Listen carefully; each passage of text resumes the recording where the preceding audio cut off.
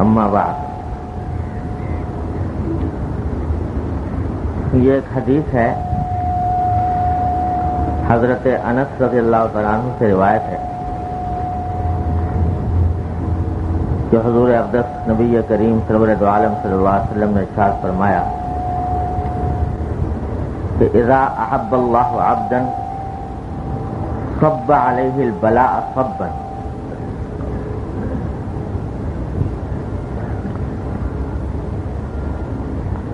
اور بعض کتابوں میں یہ الفاظ اس کے جگہ یہ مروی ہیں کہ اذا احب اللہ عبدا ابتلاہ حتی یسمع تضرعہ،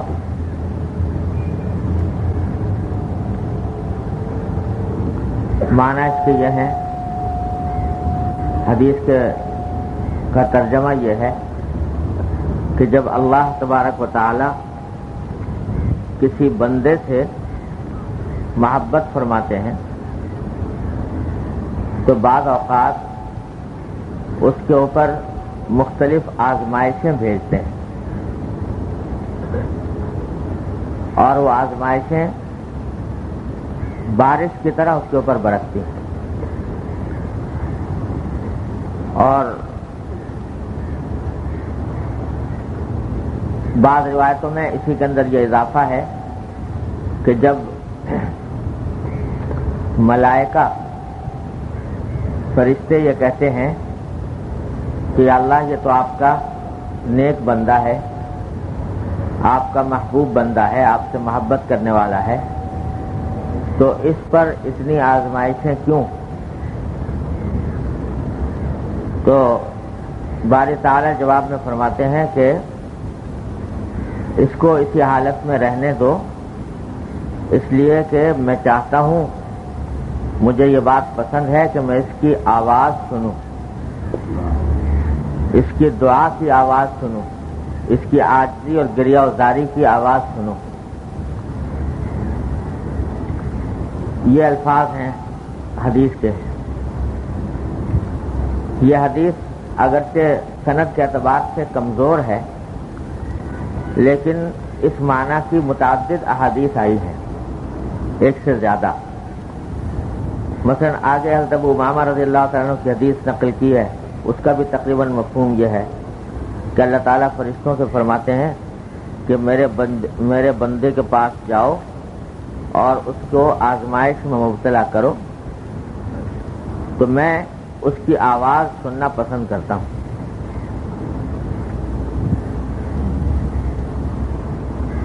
یہ حدیث در حقیقت بشارت ہے اس اللہ کے بندے کے لیے جو مختلف تکلیفوں یا پریشانیوں میں مبتلا ہو، اور تکلیفوں پریشانیوں کے باوجود اس کا رابطہ اللہ تبارک و تعالیٰ کے ساتھ قائم ہو،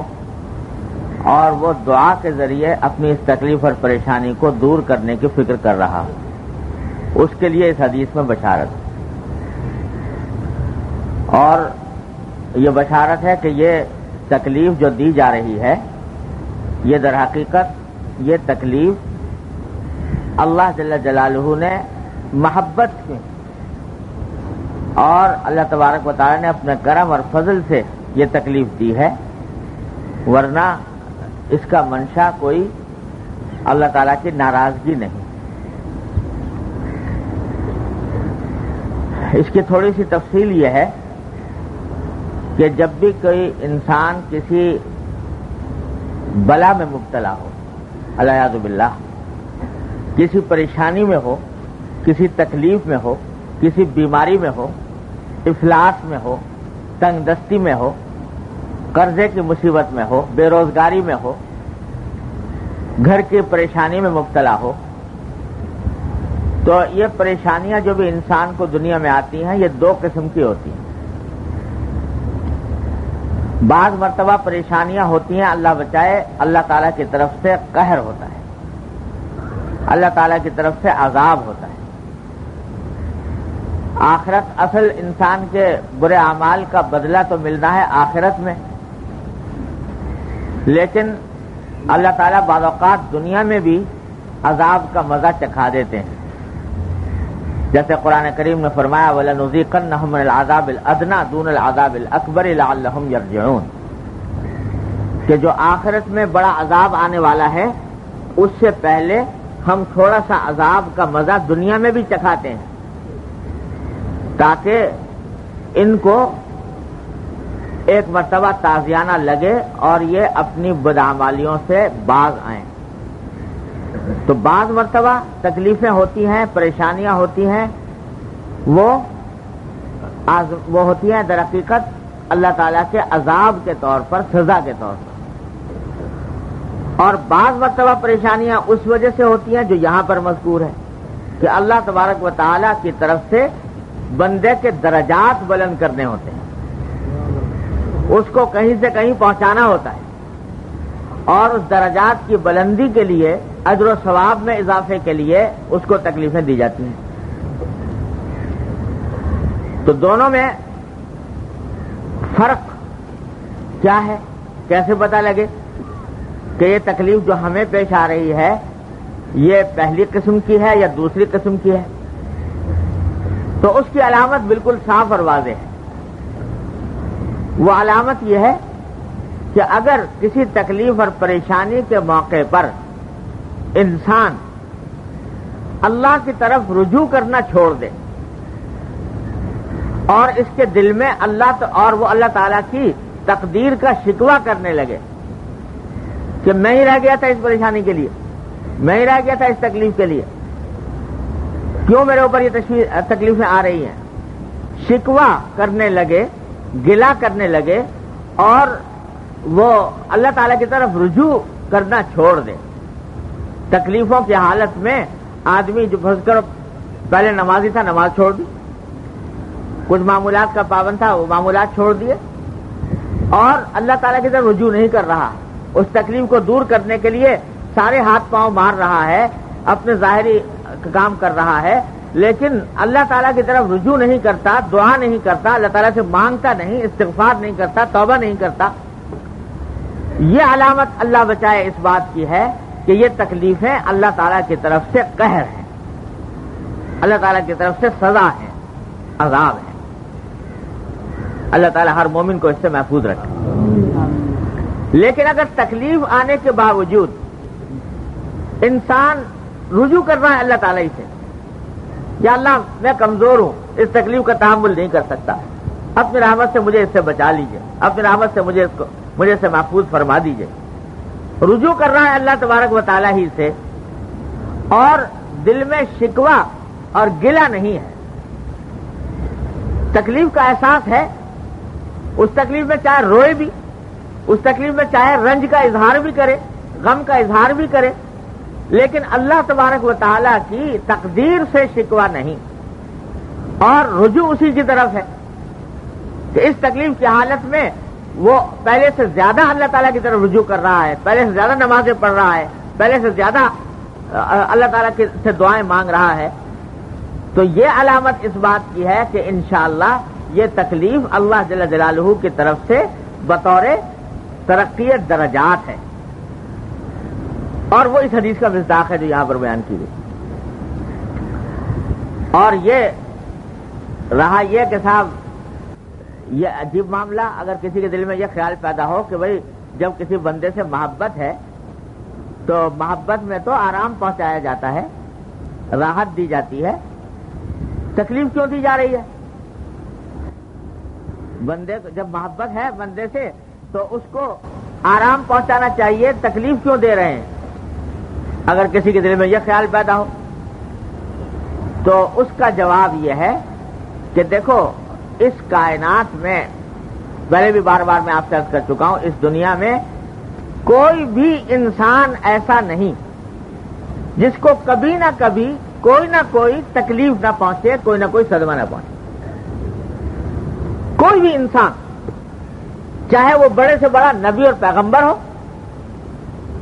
یا ولی ہو اور صوفی ہو، یا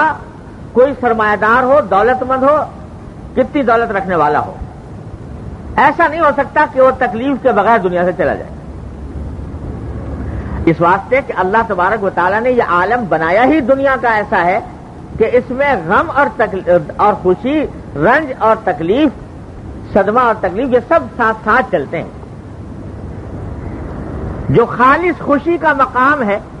خالص راحت کا مقام ہے، وہ یہ دنیا ہے ہی نہیں، وہ اور عالم ہے، وہ ہے جنت کا عالم۔ اللہ تعالیٰ اپنی رحمت سے ہم سب کو عطا فرما دے، اپنی رحمت سے۔ وہ ہے عالم راحت کا اور خوشی کا کہ لا خوف علیہم ولا ہم یحزنون، وہاں نہ کوئی خوف ہے، نہ کوئی غم ہے، نہ صدمہ ہے۔ وہ ہے عالم اصل میں، اصل خوشی کا اور راحت کا۔ دنیا تو بنائی ہی اللہ تعالیٰ نے ایسا ہے، ایسی چیز ہے جس میں کبھی خوشی ہوگی، کبھی غم ہوگا، کبھی سردی ہوگی، کبھی گرمی ہوگی، کبھی دھوپ ہوگی، کبھی چھاؤں ہوگی، کبھی ایک حالت ہوگی، کبھی دوسری حالت ہوگی۔ تو دنیا تو اصل میں ہے ہی ایسی چیز، لہذا اس میں ایسا ممکن نہیں کہ کوئی شخص بے غم ہو کر بیٹھ جائے، ہو ہی نہیں سکتا۔ ہمارے حضرت والا حضرت حکیم الامت صلی اللہ تعالیٰ سرہ نے اپنے مواعظ میں قصہ لکھا ہے کہ ایک شخص تھا، اس کی ملاقات ہو گئی کہیں حضرت خضر علیہ السلام سے، حضرت خضر علیہ السلام سے کہیں ملاقات ہوئی، تو اس نے حضرت خضر علیہ السلام سے کہا کہ حضرت میرے واسطے یہ دعا کر دیجئے کہ مجھے زندگی میں کوئی غم تکلیف نہ آئے اور میں ساری زندگی بے غم ہو کر گزاروں، کبھی کوئی تکلیف نہ پہنچے۔ حضرت خضر علیہ السلام نے فرمایا کہ بھائی یہ دعا تو ہو نہیں سکتی یہاں دنیا میں، کیونکہ غم تو آئے گا، تکلیف تو آئے گی، لہذا میں یہ دعا تو نہیں کر سکتا۔ البتہ ایک بات کر سکتا ہوں، وہ یہ کہ تم ذرا تلاش کرو اپنے ماحول میں جو آدمی تمہیں سب سے زیادہ بے غم نظر آئے یا سب سے زیادہ کم تکلیف والا نظر آئے، سب سے زیادہ راحت میں نظر آئے، اس کا مجھے پتہ بتا دینا، اس کے لیے میں تمہارے لیے دعا کر دوں کہ اللہ میاں اس کو ایسا بنا دیجیے۔ یہ آدمی جو سب سے زیادہ راحت میں ہے، سب سے زیادہ آرام میں ہے، عیش میں ہے، اور تکلیفیں اس کو سب سے کم ہے، تو اس جیسا بنا دیجیے، یہ دعا کر دوں۔ تو تلاش کر کے بتاؤ کوئی آدمی۔ یہ بڑے خوش ہوئے، سوچا کہ چلو کم از کم ایسی دعا تو ایسا تو مل جائے گا کہ جو بہت زیادہ راحت اور آرام میں ہے، عیش میں ہے۔ تو یہ تلاش کرنے کے لیے نکلے، چاروں طرف گھوم پھر کے دیکھا تو ایک جوہر ہی ملا، جو جوہر یہ سونا چاندی زیورات اور یہ قیمتی پتھر یہ فروخت کرتا تھا۔ تو دیکھا تھا بڑی عالی شان اس کی دکان تھی، اس میں نوکر چاکر تھے اور بڑی شاندار سواری میں سوار ہو کے آتا تھا، اور اس کی دکان بھی بڑی مزین اور آراستہ پیراستہ، گھر بھی بڑا عالی شان۔ اور جا کے دیکھا تو بیٹے اس کے بڑے خوبصورت اور صحت مند دکان کے اوپر بیٹھے ہوئے۔ تو ظاہر حالات سے بالکل معلوم ہوا کہ یہ شخص بڑا عیش میں ہے۔ تو خیال ہوا کہ اس کے بارے میں دعا کراؤں کہ ایسا بن جاؤں۔ لیکن جب دعا کرانے کے جانے لگے تو خیال آیا کہ ذرا اس سے پوچھ تو لوں کہ بھائی تم کس حال میں ہو، کہیں ایسا تو نہیں کہ اندر کوئی اور گڑبڑ ہو اور پھر جو رہی صحیح حالت ہے اس سے بھی جاؤں۔ تو جا کے پوچھا اس سے کہ بھائی تم بڑے آرام میں معلوم ہوتے ہو، بڑے دولت مند ہو، بڑی اچھی دکان ہے، بڑے نوکر چاکر ہے اور ساری دنیا کی راحتیں نظر آتی ہیں، تو کوئی ایسا تو نہیں کہ میں چاہتا ہوں تم جیسا بن جاؤں، تو کوئی ایسا تو نہیں، کوئی تکلیف تو میں ایسی لاحق ہو کہ پریشان کن ہو؟ تو وہ تنہائی میں لے گیا کہ ذرا میرے ساتھ آؤ۔ لے جا کر اس سے کہا کہ بھائی تم مجھے سمجھتے ہو کہ میں بڑا دولت مند اور بڑا عیش و آرام میں ہوں، میں تو یہ سمجھتا ہوں کہ اس دنیا میں مجھ سے زیادہ غم میں اور تکلیف میں کوئی اور ہے ہی نہیں۔ اور پھر اسے جو تفصیل بتائی اپنے گھر کی، اپنی بیوی کی اخلاقی حالت کے بارے میں ایسی ایک قصہ سنایا جو زبان سے سنانا بھی مشکل ہے، اور کہا کہ میں اس کی وجہ سے اس قدر اذیت میں ہوں کہ کوئی لمحہ میرا ایسا نہیں گزرتا جس کے اندر مجھے یہ اذیت لاحق نہ ہوتی۔ تو تم میرے ظاہری حالات کو دیکھ رہے ہو، ظاہری دولت کو دیکھ رہے ہو، لیکن اندر سے میرے دل میں جو آگ سلگ رہی ہے صدمے کی اور غم کی، اس سے تم واقف نہیں۔ تو یہ سمجھا کہ دیکھو جتنے لوگ میں عیش آرام میں دیکھ رہا ہوں، پتہ نہیں کون کس مصیبت میں، کس بلا میں گرفتار ہے۔ تو جا کے کہا کہ جی میں نہیں بتا سکتا کسی کا کہ کون کہ فلاں جیسا ہو جاؤں، خدا جانے کس کے بارے میں کہہ دوں کہ اس جیسا ہو جاؤں اور اندر سے وہ کس بلا میں مبتلا ہو۔ تو کائنات میں کوئی، اس دنیا میں کوئی بھی شخص صدمے سے، غم سے، تکلیف سے فارغ ہو ہی نہیں سکتا، کسی کو کم کسی کو زیادہ، کسی کو کوئی تکلیف کسی کو کوئی تکلیف۔ اللہ تعالیٰ نے یہ نظام ایسا بنایا کہ کسی کو کوئی دولت دے دی ہے اور کسی کو سے کوئی دولت لے لی ہے۔ کوئی ہے اس کو صحت نصیب ہے، دولت کم ہے، کسی کے پاس دولت ہے، صحت کے اندر پریشانی ہے، کسی کے گھر کے حالات اچھے ہیں، معاشی حالات خراب ہیں۔ غرض ہر شخص کا اپنا الگ حال ہے اور تکلیفیں اس کو پہنچنی ہیں دنیا میں۔ جب پہنچنی ہی ٹھہری، تکلیفیں تو پہنچنی ہی ٹھہری، تو اللہ تبارک و تعالیٰ فرماتے ہیں کہ یہ میرا محبوب بندہ ہے تو میں اس کے لیے تکلیف کو دائمی راحت کا ذریعہ بنانا چاہتا ہوں کہ یہ تکلیف اور یہ صدمہ، یہ پریشانی اس کے لیے دائمی راحت کا ذریعہ بن جائے اور اس کا مقام بلند ہو جائے۔ آخرت میں جب پہنچے میرے پاس تو ایسا پاک صاف ہو کر پہنچے کہ یہ اعلیٰ ترین درجات کا مستحق، اس واسطے عطا فرماتے اور اپنے پیاروں کو دیتے ہیں۔ انبیاء علیہ السلام سے زیادہ محبوب تو اس کائنات میں کوئی ہو نہیں سکتا، لیکن حدیث میں آیا، نبی کریم سرور دو عالم صلی اللہ علیہ وسلم نے ارشاد فرمایا، اشد الناس بلاء الانبیاء ثم الامثل فالامثل، کہ اس دنیا میں سب سے زیادہ آزمائشیں آتی ہیں انبیاء علیہ السلام پر،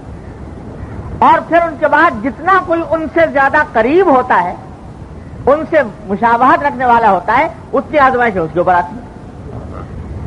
جتنا ان سے قریب ہوتا جائے گا اتنا ہی آزمائشیں ان کے اوپر آئیں گے۔ دیکھو ابراہیم خلیل اللہ لقب ہے کہ نہیں؟ خلیل اللہ کے معنی اللہ کے دوست، اللہ کے دوست، مگر کیا کیا بلائے، کیا کیا مصائب آئے اور کیا کیا آزمائشیں پیش آئیں۔ آگ میں ان کو ڈالا جا رہا ہے، بیٹے کو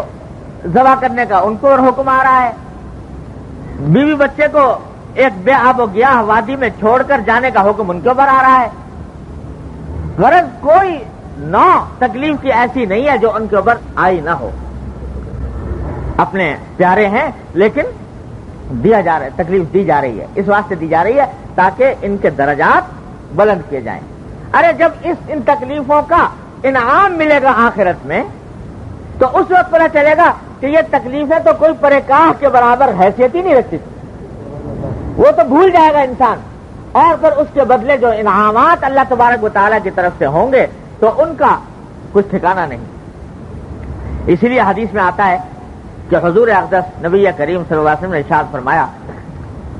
کہ جب اللہ جل جلالہ آخرت میں صبر کرنے والوں کو صبر کا انعام عطا فرمائیں گے، تکلیفیں جن کو ملی تھی اور ان تکلیفوں پر انہوں نے صبر کیا تھا، اس پر جب انعام عطا فرمائیں گے اللہ تبارک و تعالی تو دوسرے لوگ ان انعامات کو دیکھ کر یہ تمنا کریں گے کہ کاش دنیا میں ہماری کھالیں قینچیوں سے کاٹی گئی ہوتی، ہماری کھالیں قینچیوں سے کاٹی گئی ہوتی، اس پر ہم صبر کرتے تو آج ہم بھی انعامات کے مستحق ہوتے۔ تو یہ جو قرآن کریم میں فرمایا کہ جب آدمی وہاں پہنچے گا،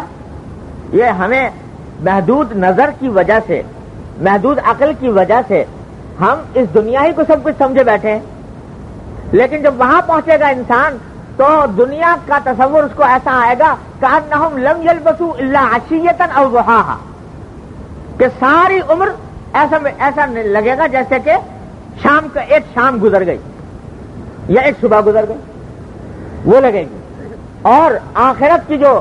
ابدی اور لازوال زندگی ہے وہ پھر اللہ تبارک و تعالیٰ عطا فرمائیں گے، تو یہ تو بھول جاؤ گے یہ تکلیف، اور اس کے بعد پھر جو دائمی راحت اور دائمی مسرت اللہ تعالیٰ کی طرف سے عطا ہوگی، اس کے بعد اس کی کوئی حیثیت ہی نہیں رہے گی۔ ہمارے حضرت والا حضرت حکیم الامت صلی اللہ تعالیٰ سے وہ فرماتے ہیں کہ ان تکلیفوں کی مثال یوں سمجھو کہ جیسے ایک ڈاکٹر ہے، وہ کسی بیماری کا آپریشن کرتا ہے، جسم میں زخم ہو گیا ہے، کوئی بیماری پیدا ہو گئی ہے، آپریشن کیا، آپریشن کرنے میں تکلیف ہوئی کہ نہیں ہوئی؟ لیکن اس تکلیف جاننے کے باوجود انسان خود درخواستیں کر کے، منتیں کر کے آپریشن کرواتا ہے کہ بھائی میرا آپریشن کر دو، اور فیس بھی دیتا ہے الٹی کہ پیسے دے رہا ہے اس واسطے کہ میرے اوپر نشتر چلاؤ۔ یہ نشتر جو چلائے جا رہے ہیں اس کو باقاعدہ فیس دے کر منتیں کر کے چلا رہا ہے نشتر، حالانکہ تکلیف تو پہنچ رہی ہے، لیکن جانتا ہے کہ یہ تھوڑی سی تکلیف ہے، یہ چند گھنٹے کی ہے، چند دنوں کی ہے، اور اس کے بعد جو صحت کی نعمت ملنے والی ہے اس کے بعد وہ اتنی عظیم ہے کہ اس کے آگے یہ تکلیفیں کوئی حیثیت نہیں رکھتی۔ اس واسطے فیسیں دیتا ہے، منتیں کرتا ہے، اور عاجزی کر کے کہ جی ہمیں جلدی وقت دے دو کسی طرح ہمارے اوپر نشتر چلانے کے لیے، تو وہ چلائے جا رہے ہیں۔ اب جو ڈاکٹر نشتر چلا رہا ہے اس کو کیا سمجھو گے؟ دشمن ہے کہ ہمیں تکلیف پہنچا رہا ہے۔ وہ در حقیقت اس سے زیادہ مشفق اس حالت میں کوئی اور نہیں، اس سے زیادہ مہربان کوئی اور نہیں، اس واسطے کہ یہ آپریشن کرنے کے بعد تمہارے لیے دائمی صحت کا ذریعہ تمہارے لیے بنا رہا ہے۔ تو اللہ تبارک و تعالی جب کسی بندے کو اس حدیث کے تحت تکلیف عطا فرماتے ہیں تو حقیقت میں وہ اس کا آپریشن ہو رہا ہے، آپریشن ہو رہا ہے کہ اس کو پاک صاف کیا جائے۔ ہمیں اپنے پاس جب ہم اس کو بلائیں تو یہ پاک صاف ہو کر آئے اور گناہوں سے دھل کر آئے، گناہوں سے دھل کر آئے، اور اللہ تبارک و تعالی اس کو درجات اس کے بلند فرمائے۔ یہ ہوتا ہے۔ اور حضرت فرماتے ہیں کہ اور اس کی مثال یوں سمجھ لو کہ ایک محبوب ہے تمہارا، مدتوں سے ملاقات نہیں ہوئی اور دل چاہتا ہے اس سے ملنے کا،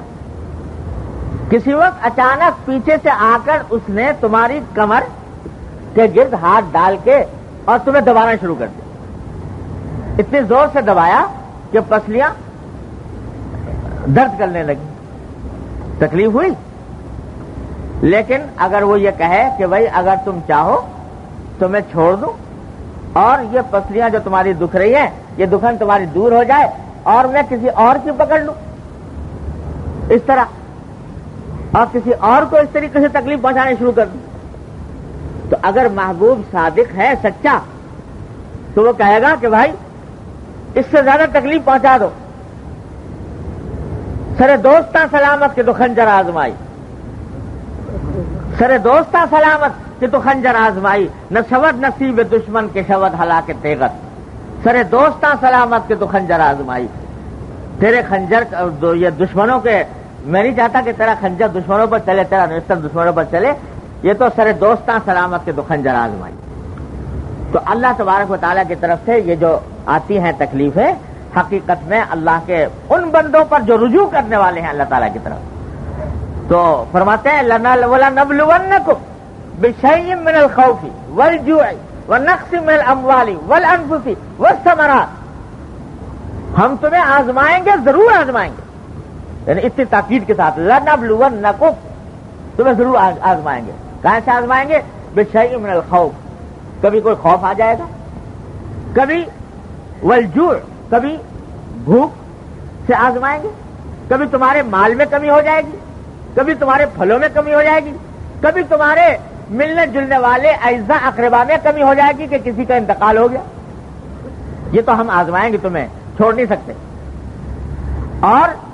آگے کیا؟ وَبَشِّرِ الصَّابِرِينَ الَّذِينَ إِذَا أَصَابَتْهُمْ مُصِيبَةٌ قَالُوا